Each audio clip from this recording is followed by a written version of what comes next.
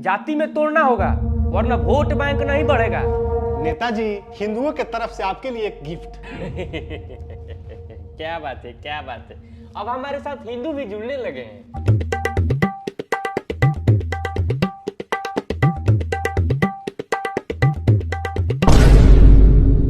ये क्या मजाक है बरनोल? नेताजी, पिछले साल जब राम मंदिर का उद्घाटन हुआ था तो आप लोगों की जली थी, हम लोग बरनोल दे नहीं पाए थे।